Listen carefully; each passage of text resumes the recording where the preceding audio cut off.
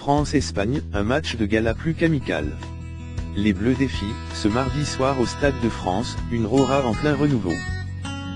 Un match de gala, certes, mais qui sera riche d'enseignements pour le sélectionneur Didier Deschamps. Les devoirs sont terminés. Place à la récré. C'est en substance, de manière très simpliste, le résumé de ce premier rassemblement de l'année 2017 pour l'équipe de France. Après avoir rempli leur mission avec une copie sérieuse et appliquée face aux modestes joueurs du Luxembourg, 1-3, samedi soir, dans le cadre des éliminatoires de la Coupe du Monde 2018, confortant ainsi leur place de leader du groupe A, les Bleus s'attaquent à un poids lourd du vieux continent ce mardi, avec la réception de l'Espagne au Stade de France, 21h. Pour le plaisir,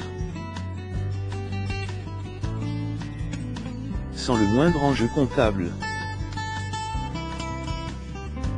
si ce n'est d'entretenir la bonne dynamique en vue des prochaines échéances et notamment le déplacement en Suède le 9 juin prochain. Il n'y a pas de points en jeu, mais c'est un match de prestige, a rappelé le sélectionneur, quelque peu coincé entre la volonté de ménager certains joueurs, notamment les monégasques et parisiens qui s'affrontent samedi en finale de la Coupe de la Ligue, de tester sa jeune garde, tout en conservant une ossature solide et expérimentée. Je vais réfléchir, voir la récupération des uns et des autres, a glissé Deschamps. Le souci, c'est que c'est l'Espagne, une grande équipe. Le match au Grand-Duché a en effet déjà laissé pas mal de traces sur les organismes français, avec le forfait de Djibril Sidibé, touché aux côtes, et remplacé par le Lillois Sébastien Corpia, et l'incertitude Benjamin Mendy en raison d'un coup reçu au pied. Sans oublier la lésion musculaire au mollet droit contractée par Adil Rami dimanche à l'entraînement, le défenseur de Bilbao Aymeric Laporte a été appelé en renfort, et les adducteurs douloureux de Presnel Kimpembe. Pour un match qui a valeur de « test », dixit Deschamps, face à une « référence en termes d'expression collective », difficile voire impossible d'imaginer le sélectionneur tout chamboulé. J'ai envie de faire des choses cohérentes par rapport à notre idée directrice, a expliqué Dédé, qui s'attend à souffrir et à être en difficulté. Osera-t-il tout de même lancer d'entrée le phénomène du football français Kylian Mbappé, auteur d'une entrée en jeu pleine de promesses pour sa première au Luxembourg?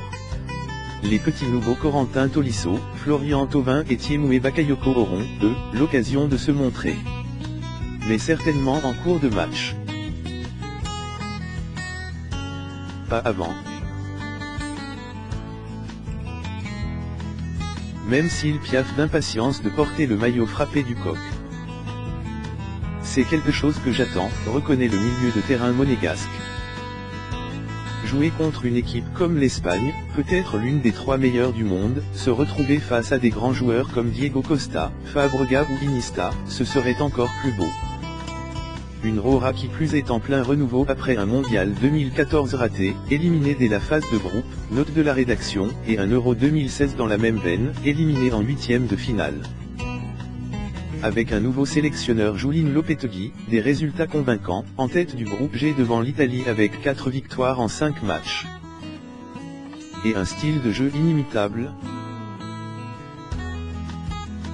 Jouer contre l'une des plus grandes nations du football, c'est plus qu'un match amical, affirme Samuel Umtiti, l'un des 4 Espagnols, des Bleus, avec Aymeric Laporte, et les 2 attaquants de l'Atlético Madrid Kevin Gamero et Antoine Griezmann. Il faudra rester sérieux et appliqué. Jouer comme on sait le faire. On est chez nous. On doit essayer de gagner ce match. Pour Griezmann, il n'y a du reste pas d'autre éventualité possible, je veux rentrer en Espagne en chambrant les Espagnols après avoir gagné. Le décor est planté.